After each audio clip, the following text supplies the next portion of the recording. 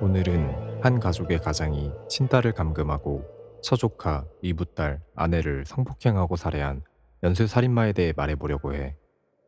연쇄살인마 이양열은 1966년 11월 15일 재혼한 부모 사이에서 태어나 이복 형제들과 불편한 관계 속에서 어린 시절을 보내고 힘들었던 집안 사정으로 인해 초등학교만 졸업한 후 만 15세에 서울 구로구의 한 가방 공장에 취직했어.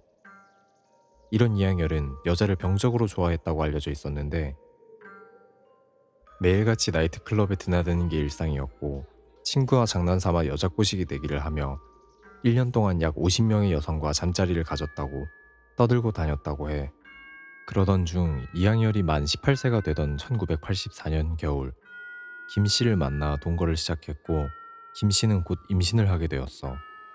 문제의 시작은 김 씨가 8개월째 임신 중일 때 발생했는데 1987년 1월 어두운 논두렁을 걷고 있던 이양열의 눈에 같은 동네에서 살던 중고등학생 정도의 여학생이 눈에 띈 거야. 이양열은 그런 여학생을 칼로 위협하여 인적이 드문 곳으로 끌고 가 성폭행을 했고 이 범행은 처벌을 받게 되었으나 고작 징역 2년 6개월의 선고만 받았지.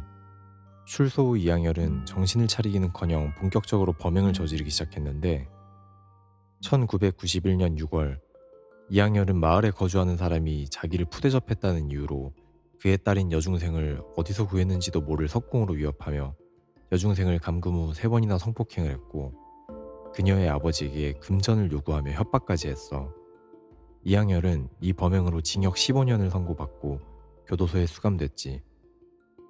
그중 임신을 한 동거녀 김씨가 사건 이후 친정으로 거처를 옮기고 2달 뒤에 딸을 출산하게 되는데 김씨는 몇 달 동안은 이양열의 오빠라지를 했지만 김씨의 어머니와 오빠는 다른 사람과의 재혼을 권유했고 재혼 상대인 윤씨가 이양열의 딸을 호적에 올려주겠다는 호의를 베풀면서 김씨는 새 출발을 하게 되었지. 시간이 흘러 이양열의 출소일은 다가왔고 그 후 전남 삼호읍의 한 조선업체에 취직을 하게 되었어. 그 후 2007년 이양열은 자신과 김씨의 사이에서 태어난 친딸의 소식을 듣기 위해 장모의 집을 방문하였는데 이때 김씨가 재혼 상대인 윤씨와의 사이가 멀어져 현재 별거 중이라는 소식을 접하고 김씨가 윤씨와의 이혼 절차도 진행하지 않은 채 다시 재결합을 했어. 이때 이양열의 친딸과 윤씨의 딸인 이붓딸도 재결합에 동의했고 그렇게 잠시 동안 정상적인 삶을 살아가나 싶었지만 2009년 이양열이 회사에서 해고되면서 자신의 무능력에 대해 자책하기 시작했고 그에게 무관심한 가족들과 윤씨와의 이혼을 미루는 김씨에게 점점 불만이 쌓여간 거야.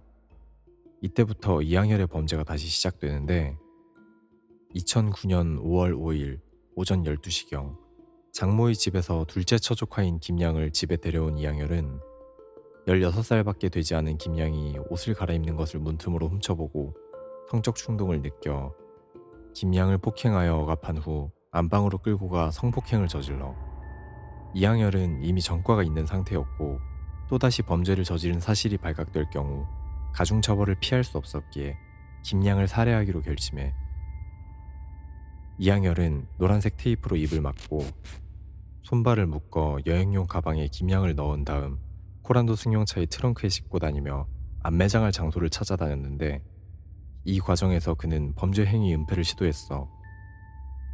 김양의 신발을 가방과 운동화를 가져다 3호 터미널 부근 도로 쓰레기 더미에 투기하고 휴게소에 들려 음료수를 사 마시며 해남 방조제로 차를 몰고 가 낚시까지 하는 등 치밀하게 알리바이를 만들었지. 결국 이양열은 장모의 집에서 불과 1km밖에 떨어지지 않은 야산으로 향했고 산에 도착하였을 때는 입과 코가 막힌 김양이 이미 사망한 뒤였어. 이양열은 그대로 가방을 구덩이에 넣고 파묻어 버렸지. 그 후 이양열은 범죄가 탄로날까 두려워 본인이 살해한 처조카를 찾는 것에 앞장섰다고 해. 5일 후 인근 파출소에 찾아가 맨 처음 실종 신고를 한 것도 이양열 본인이었고 새 휴대폰을 개통한 뒤 김양인 것처럼 속여 잘 있으니 걱정하지 말라 라며 가족들에게 문자를 보내 가출로 위장까지 했지. 그 일이 있고 며칠이 지나지 않은 2009년 5월 12일 이양열은 집 거실에서 이붓딸이 누워있는 걸 보고 왜 청소와 설거지를 해놓지 않았냐며 꾸중을 하는데, 이때 이붓딸인 윤양이 그걸 꼭 내가 해야 되느냐 하며 방에 들어가려고 하자 목덜미를 잡아 얼굴을 주먹으로 무자비하게 폭행한 뒤 소리 지르는 이붓딸을 침대에 눕혀 입과 손발을 노란색 테이프로 결박한 후 또 성폭행을 하고 양손으로 목을 졸라 살해했다고 해. 이때 윤양의 나이는 19살의 꽃다운 나이였어. 이미 인간임을 포기한 이양열은 같은 날 8시 동거녀 김씨가 일하는 휴게소 식당을 찾아갔고, 태연하게도 강진군 부근 버스터미널의 한 식당에서 김씨와 저녁을 함께 했어.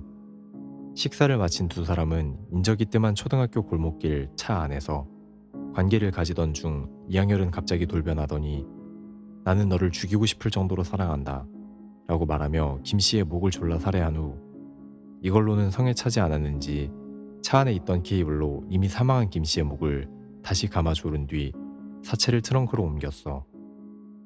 이후 이양열은 아예 김씨의 식구들도 모두 살해할 계획을 세우는데, 처제의 집으로 찾아가 용돈을 주겠다며 김씨의 사망 사실을 모르는 18세의 첫째 처조카인 김양을 이모가 너를 보고 싶어 한다 라며 차에 태워 자신의 집으로 데려온 후 안방에서 잠든 김양을 회칼로 위협하며 또다시 테이프로 입을 막고 손발을 묶은 뒤 성폭행을 하고 옷장에 집어넣어 11시간 동안 감금했다고 해.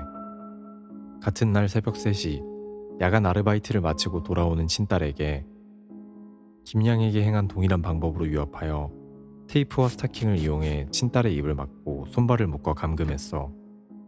범행 중 내가 다 죽였다, 너도 죽이고 나도 자살하겠다, 네 동생은 살 가치도 없다 등 범행 사실을 한참 떠들어대던 이양열은 마음이 바뀌었는지 너는 죽이지 않겠다며 친딸을 풀어줬다고 해. 하지만 그는 친딸에게 마지막 소원이니 한 번만 샤워를 같이 하자 라고 말하며 속옷을 여러 번 갈아입도록 지시하고 이를 사진으로 찍기까지 했지만 결국에는 친딸의 몸에도 손을 대고 말았어. 이후 이양열은 잠시 담배를 사러 집 밖으로 나갔는데 친딸이 집의 문을 잠그고 이양열이 들어오지 못하게 한 후 경찰에 신고하여 이양열은 현장에서 검거되었어.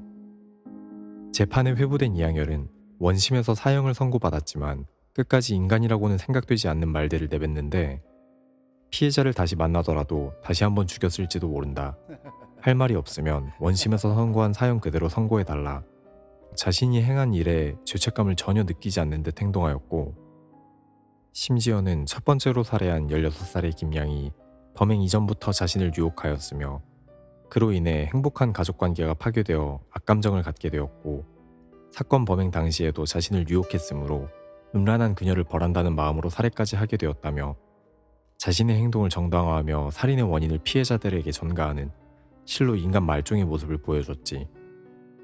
또한 친딸은 성폭행할 생각이 애초에 없었다고 주장하며 다른 피해자들은 모두 죽이거나 성폭행하였음에도 친딸만 내버려 둘 경우 다른 사람들로부터 부당한 대우라는 손가락질을 받을 것이 염려되어 어쩔 수 없다는 정신나간 이야기를 했어. 이양열은 2010년 3월 25일 최종적으로 사형이 확정되었으나 우리나라는 사형제도가 존속은 되고 있으나 실질적으로 집행을 하지 않기 때문에 12년이 지난 2022년까지 이양열은 형 집행 대기자 신분으로 우리의 세금으로 먹고 자며 교도소에 수감되어 있다고 해.